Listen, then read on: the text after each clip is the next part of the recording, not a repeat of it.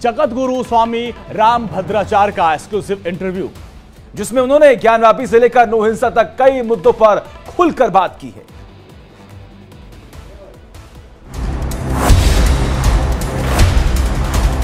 हम अपने अधिकार के लिए संघर्ष करेंगे। संघर्ष के बिना उत्कर्ष नहीं हुआ करते। ज्ञानवापी में शिवलिंग है। आज इंडिया डेली लाइफ पर हमारे साथ एक ऐसी शख्सियत हैं जिनका मत इस देश में मान्य है। उनके मत का मान रखा जाता है, उनकी राय की इस देश में अहमियत होती है। फिर चाहे वो कोई राजनीतिक मसला हो, धार्मिक मुद्दा हो या सामाजिक मुहिम हो। जगत गुरु रामभद्राचार्य जी हमारे साथ हैं। गुरु जी बहुत बहुत स्वागत है और ये आभार हमारी तरफ से, इंडिया डेली लाइफ परिवार की तरफ से कि आप आज हमारे साथ मुलाकात कर रहे हैं, बात कर रहे हैं। जी, मैं पद्म विभूषण जगत गुरु रामानंदाचार्य स्वामी रामभद्राचार्य आप सबका बहुत बहुत मंगल आशासन कर रहा हूं। गुरुजी, हम ऐसे वक्त में बात कर रहे हैं जब देश में ज्ञानवापी मुद्दे को लेकर हर तरफ चर्चा है। अगर हम देखें तो अयोध्या, काशी और मथुरा, ये तीनों ही मुद्दे एक से हैं, बिल्कुल एक सी स्थिति है। अयोध्या में कोर्ट की तरफ से फैसला आया, आप उसमें गवाह बने थे। आज राम मंदिर निर्माण का कार्य चल रहा है।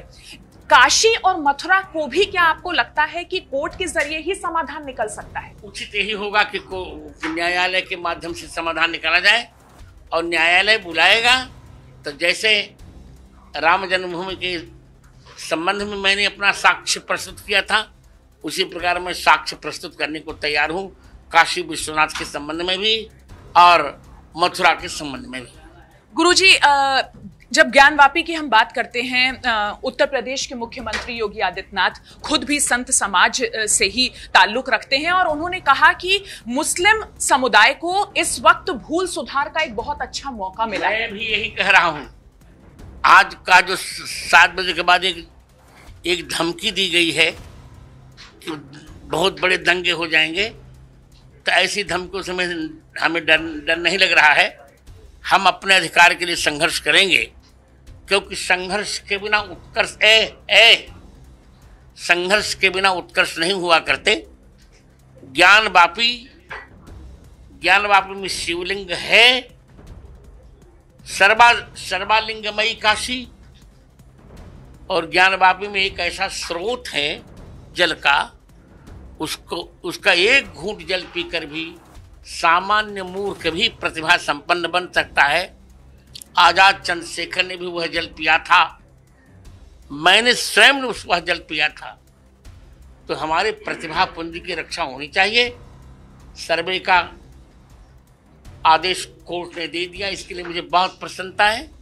लेकिन गुरुजी, जब बात वहां पर, जब एएसआई ने यह आश्वासन दिया कोर्ट में कि जब वो सर्वे करेंगे तो किसी भी तरीके से जो वहां पर स्ट्रक्चर है उसको कोई भी डैमेज नहीं होगा, लेकिन मुस्लिम पक्ष अपनी जिद पर अड़ा हुआ है। उनको अड़ा रहने दीजिए। हम कोर्ट जो कहेगा हम वो मानेंगे। उनकी जिद से क्या होता है? क्या वो चलाएंगे? इस देश को न्यायपालिका चलाती है, संविधान चलाता है, कोई वर्ग विशेष नहीं चला सकता। वो तो अब हम कितना उनका मानते रहेंगे? 2000 वर्ष से तो उन्होंने हमारा दमन किया। मैं विश्वस्त हूं अदिति जी, सर्वे होगा और हिंदुओं के पक्ष में ही सर्वे जाएगा और फिर कोर्ट उसी प्रकार निर्णय देगा जैसे अयोध्या में निर्णय हुआ। इसको हम आपकी भविष्यवाणी माने? निश्चित मेरी भविष्यवाणी मानी। गुरुजी, एक आपने फरवरी में भी एक भविष्यवाणी की थी, एक बयान दिया था, जो जैसी श्रद्धा आप में रखता है उसे उसी तरीके से लेता है कि 2024 में एक बार फिर से प्रधानमंत्री मोदी। नहीं, श्रद्धा की बात नहीं, मैं सत्यता की बात कर रहा हूँ। 2024 में फिर मोदी प्रधानमंत्री बनेंगे। गुरुजी, ऐसा क्यों कहते हैं? मेरा विल पावर है, मेरी आत्मशक्ति मुझे कह रही कहने के लिए, मेरे हृदय में बैठे हुए भगवान राम कह रहे कहने के लिए, कोई चमत्कार नहीं। गुरुजी, बीजेपी के 3 मुद्दे, जो 3 वादे आप कह लीजिए, अनुच्छेद 370 कश्मीर से हटाना, राम मंदिर का निर्माण कराना और अब यूसीसी का जो मुद्दा, जिसे लेकर एक बार फिर से लोगों से राय मांगी जा रही है, दोबारा से इस ड्राफ्ट पर काम हो रहा है। यूनिफॉर्म सिविल कोड को लेकर गुरुजी क्या कहते हैं? बहुत अच्छा होगा। एक देश में 50 संविधान नहीं बनाए जा सकते। समान नागरिक संहिता भी होनी चाहिए। और मैं तो कहूँगा विशेषज्ञों से कि इसमें जनसंख्या नियंत्रण भी जोड़ दिया जाए।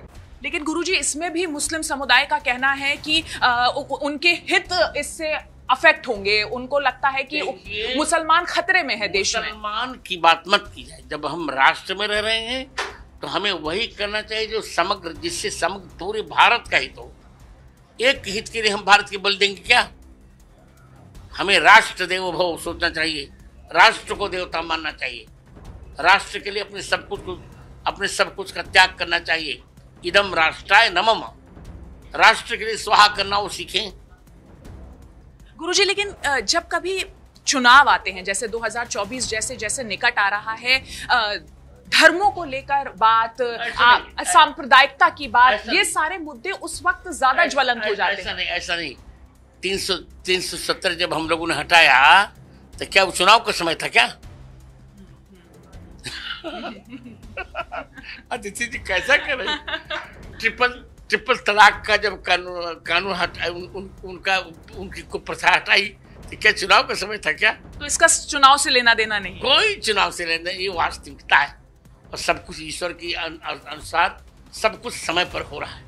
समय की जब आप बात करते हैं और उचित समय की जब बात करते हैं गुरुजी, तो राम मंदिर निर्माण का कार्य जिस तेजी से चल रहा है, हर दिन हम वीडियोस देखते हैं, और जनवरी फरवरी तक ये कार्य पूर्ण हो जाएगा। ये वक्त आपके लिए भी बेहद अहम और खास है। अदिति जी, मेरे ही साक्ष्य ने राम जन्मभूमि की निर्णय की दिशा बदली थी। तो मुझे लग रहा है कि मेरा अमृत महोत्सव स्वयं रामलला ही मना रहे हैं, क्योंकि उस समय में 75वां वर्ष प्रारंभ करूंगा। 14 जनवरी को मेरा जन्म हुआ था 1950 को, तो 75वां वर्ष में प्रारंभ करूंगा।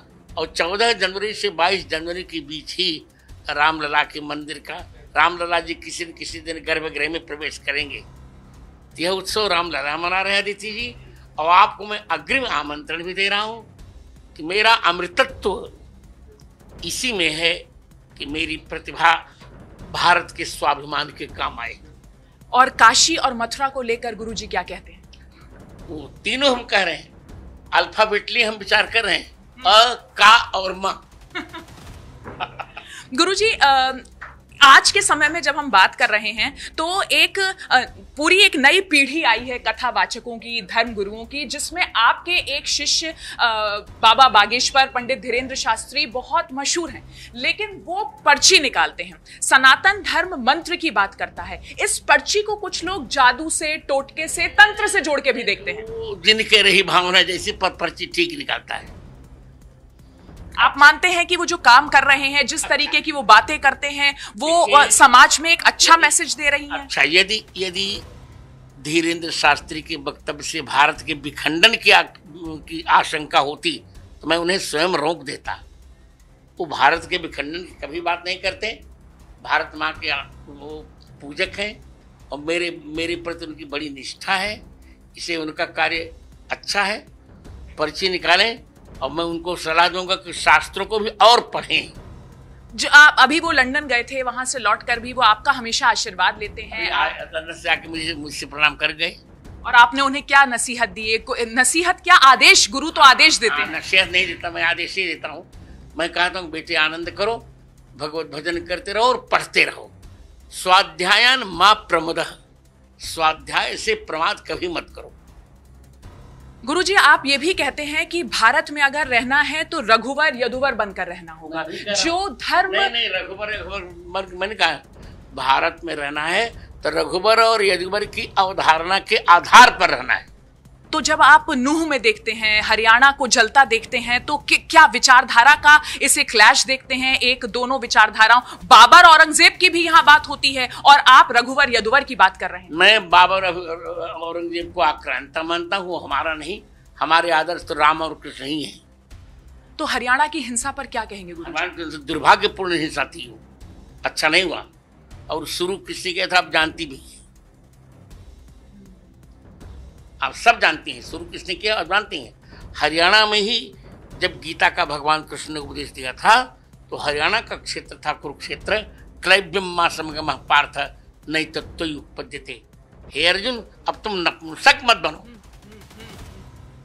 तो मैं भी कहूंगा कि हिंदुओं तब तक ठीक है, सहन करते रहो, पर जब तुम्हारी अस्मिता पर कोई चोट पहुंचाने लगे, तुम्हारे रामकृष्ण को कोई गाली देने लगे, तुम्हारी बेटी बहनों की इज्जत से कोई खिलवाड़ करने लगे, तब तुम चुप मत बैठना। लेकिन एक धर्मनिरपेक्ष राष्ट्र में दंगों से कैसे बचाएंगे हम अपने समाज को? पहले मैं आपको ये समझा दूं कि राष्ट्र धर्म निरपेक्ष नहीं, पंथ निरपेक्ष हुआ करता है। हमने तो ऑक्सफोर्ड डिक्शनरी भी देखी है। सेकुलरिज्म का अर्थ पंथ निरपेक्ष, धर्म निरपेक्ष नहीं। धर्म का अर्थ है कर्तव्य। प्रत्येक व्यक्ति को अपना कर्तव्य करते रहना चाहिए और दूसरों का सम्मान करते रहना चाहिए। हिंदू भी सम्मान करे, उनके मत का वो भी सम्मान करे। आज का बयान उनका कितना दुर्भाग्यपूर्ण था कि दंगे हो जाएंगे तो हमारी सरकार क्या करेगी? कुचलेगी दंगों को, हम देखेंगे। गुरुजी, 2 महिलाओं की आजकल बहुत चर्चा हो रही है। मुझसे कहा जा रहा है कि अब मैं इस इंटरव्यू को खत्म करूं, लेकिन ये एक सवाल, एक महिला है सीमा हैदर, जो सीमा और अंजू। गुरुजी, आपकी करंट अफेयर्स पर जो पकड़ है, मैं नतमस्तक हूं। दोनों के बारे में अपने को संभाल के रहना चाहिए बस। गुरुजी, आपकी दिव्य दृष्टि है, दोनों के बारे में क्या कहेंगे? अंजू जो पाकिस्तान गई हैं और सीमा जो यहाँ आई हैं। अपने को संभाल कर रहना चाहिए, देखते रहना चाहिए कर क्या रहे हैं। हमको देखते रहना चाहिए। गुरुजी, आपने भी पिछले कुछ समय में ना तो आप कभी किसी परिचय के मोहताज रहे, ना कोई ऐसा व्यक्ति है जो आपको जानता ना हो, फिर भी आपने अब अपने जो लोग हैं उनमें मीडिया के लिए आपने शांतनु जी को रखा है, ताकि हम जैसे लोग जब आप तक पहुंचने की कोशिश करें तो शांतनु जी के जरिए आप तक आए। आशीष जी को भी सोशल मीडिया के लिए रखा है, लोगों तक पहुंचने की एक और कोशिश नहीं। अब हमारी अवस्था हो गई, हमारी अवस्था बढ़ गई है और मुझे काम बहुत करना पड़ता है, लिखने पढ़ने का। और मैं शंकर की भांति काम करना चाहता हूँ। शंकर के 3 नेत्र, इसे मैंने अपने तुलसी पीठ का उत्तराधिकारी भी घोषित कर दिया, आचार्य रामचंद्र दास को। जी गुरुजी, हम चाहेंगे आज इंडिया डेली लाइफ पर आप उनसे भी हमारे तमाम दर्शकों का इंट्रोडक्शन कराएं। उत्तराधिकारी आचार्य रामचंद्र दास जी हैं। देखिए, वर्ण के हैं, मुस्कुराते रहते हैं, गोल मटोल हैं, गुल्लू मुल्लू, आप सब जानते हैं। और इसके बाद हमारे सोशल मीडिया के प्रभारी हैं आशीष तिवारी। अभी नया इनका विवाह हुआ है। तिवारी जी का नया विवाह हुआ है और आपने उन्हें सोशल मीडिया की जिम्मेदारी दे दी है, जो 24/7 का काम है। बिल्कुल काम करेंगे। उनकी पत्नी भी काम करती, पलक है। और इसके बाद शांतनु शुक्ल, जो मीडिया के हैं, आप लोगों के साथ रहते हैं, तो मुझे और सुविधा हो जाएगी। शुक्ला जी का फोन बजना ही बंद नहीं होता है। लेकिन गुरुजी, हमारे साथ बात करने के लिए बहुत बहुत शुक्रिया, बहुत बहुत धन्यवाद। आपको पाकर। अब आप तो हमारी बहू हैं, मैं आपको क्या खिलाऊं, पर कुछ खिलाने के मेरा मन है, जो मुझे बहुत प्रिय है, लौंग।